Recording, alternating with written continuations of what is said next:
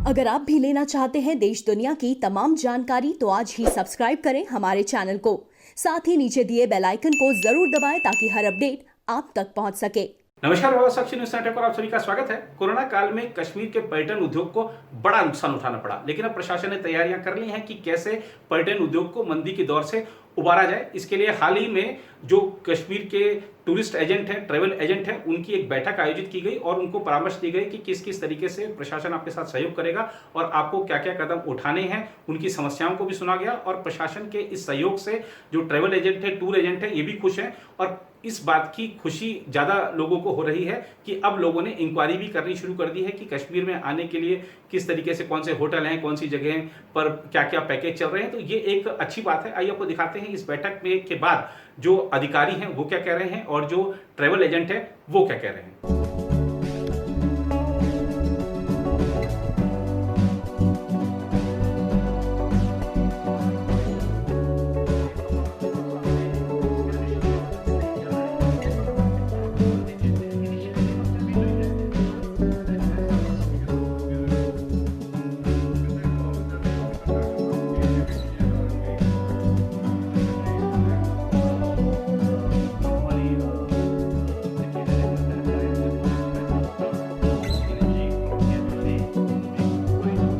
Always been very resilient.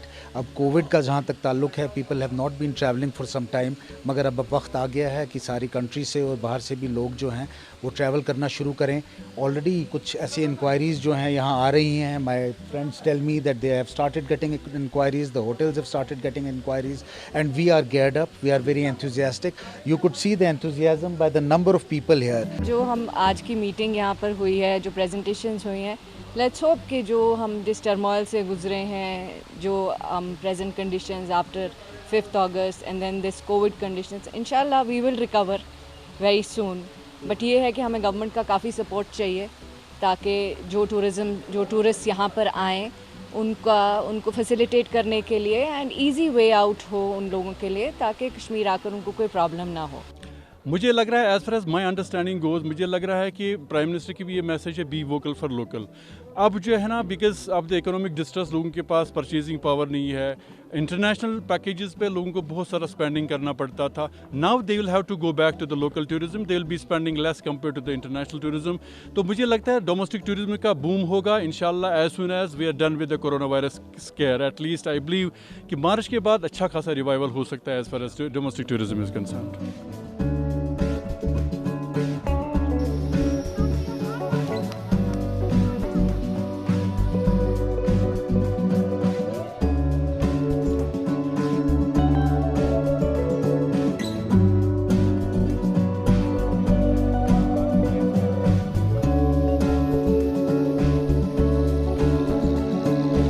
RTI दिवस पर जो कश्मीर के आरटीआई कार्यकर्ता हैं उन्होंने विरोध प्रदर्शन भी किया और कहा कि जब से 370 हटा है और केंद्रीय कानून जम्मू कश्मीर में लागू हुए हैं तब से थोड़ी उनको मुश्किलें आ रही हैं, क्योंकि जो यहाँ के अधिकारी हैं वो नए आरटीआई कानून से पूरी तरह अवगत नहीं है, उनके पास ट्रेनिंग नहीं है, प्रशिक्षण नहीं है, तो इसलिए हमको सूचनाएं हासिल करने में मुश्किलों का सामना करना पड़ रहा है। प्रभा साक्षी संवाददाता ने जब इन लोगों से बातचीत की तो आइए आपको दिखाते हैं कि इन लोगों ने क्या कहा। ये कॉमेमोरेशन है, इस डे का आज का दिन जो है 28 सितंबर जो है ये मनाया जाता है दुनिया के अंदर international access to information day. जो कवानीन जो है तकरीबन इस वक्त दुनिया के 190 ममालिक ने पास किया है, 90 कंट्रीज़ हैं, 190 कंट्रीज जिन्होंने आरटीए का कानून पास किया है, जिसको एक्सेस टू इंफॉर्मेशन भी बोलते हैं, जिसको फ्रीडम ऑफ इंफॉर्मेशन भी बोलते हैं किसी मुल्क में। और यहाँ पे जो है इंडिया, पाकिस्तान, श्रीलंका, बांग्लादेश, यहाँ पे इसको राइट टू इंफॉर्मेशन एक्ट बोलते हैं। जहाँ तक जम्मू कश्मीर का ताल्लुक है, जम्मू कश्मीर में जो ये कानून पास किया गया था 2009 में पहले, but after abrogation of article 370 यहाँ पे वो कानून भी ख़त्म हो गया, JNK का आरटीआई एक्ट। अब यहाँ पे सेंट्रल का आरटीआई एक्ट लागू है, आरटीआई एक्ट है। बट सेंट्रल के RTA एक्ट में प्रॉब्लम ये है कि उसमें there is no provision of state information commission, लोगों को अपील नहीं होती है, लोगों को इन्फॉर्मेशन नहीं मिलती है। सरकार ने दावा किया था कि 370 के बाद यहाँ पे ट्रांसपेरेंसी आएगी, करप्शन कम होगा, अकाउंटेबिलिटी आएगी, काम सही होंगे, काम सही नहीं हो रहे हैं, मिस गवर्नेंस है दफ्तरों के अंदर, इन्फॉर्मेशन नहीं मिलती अगर लोग चाहते हैं, इन्फॉर्मेशन के लिए उसमें लैतुलाल किया जाता है। उसके अलावा सबसे बड़ी बात है जो नया RTA एक्ट यहाँ पे आया उसकी ट्रेनिंग नहीं अफसर उसकी जो है ट्रेनिंग आवाम को नहीं है, तो बहुत परेशानियाँ लोगों को हो। तो यहाँ पे इसकी अपील जो की जाती थी उसके लिए कमीशन होता था यहाँ पे, अब वो कमीशन भी हमारे पास नहीं रहा, तो फिर हम कैसे एम्पावर हुए? हम तो एक हिसाब से डिसएम्पावर हुए हैं इस कानून से। तो हम चाहेंगे कि इस कानून की इम्प्लीमेंटेशन अच्छे से हो, ट्रेनिंग्स हो, आवाम के बीच में भी ट्रेनिंग हो, मीडिया के लिए भी ट्रेनिंग हो, उसके अलावा ट्रेनिंग हो यहाँ के ऑफिसर्स के लिए, और सबसे बड़ी बात है यहाँ पे जो है स्टेट का जो इंफॉर्मेशन कमीशन है उसको कॉन्स्टिट्यूट किया जाए। आज 28 सितंबर इंटरनेशनल डे मनाया जाता है राइट टू इन्फॉर्मेशन का। यहाँ पर मसला है कि जो 370 आर्टिकल हटने के बाद में यहाँ पे ये कहा गया था कि डेवलपमेंट होगी, ट्रांसपेरेंसी आएगी, लेकिन यहाँ पर जो इन्फॉर्मेशन कमीशन था अब वो भी नहीं रहा।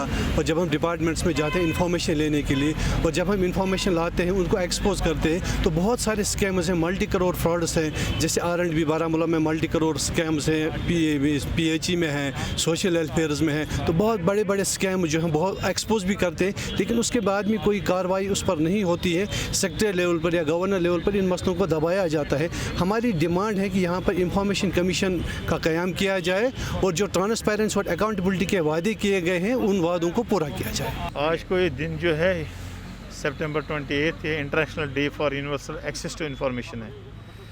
तो हम यहाँ पे इसलिए बैठे हैं क्योंकि हमारे पास पहले जो Jammu and Kashmir RTA act था 2009, वो 370 के रिपील होने से वो रिपील हो गया। तो हम पर जो लागू हो गया एक्ट वो था RTA एक्ट 2005 जो यूनियन ऑफ इंडिया का है। तो तब से यहाँ पे जो हमारा स्टेट इंफॉर्मेशन कमीशन है वो डिफंक्ट हो गया। तो आजकल जो हम एक्टिविस्ट हैं, राइट इंफॉर्मेशन एक्टिविस्ट, हम जब फाइल करते हैं RTA एप्लीकेशंस तो अपील्स करते हैं, तो हमें यहाँ पे इंफॉर्मेशन कमीशन तो है नहीं अब। तो जो रिमोट एरियाज़ के लोग हैं या गांव में रहते हैं, अब उनको अपील करने के लिए दिल्ली जाना पड़ता है। और हमें बोला गया था, और 370 के रिपील के बाद हमें बोला गया था कि यहाँ पे ट्रांसपेरेंसी बढ़ेगी, करप्शन कम हो जाएगा, अकाउंटेबिलिटी बढ़ेगी।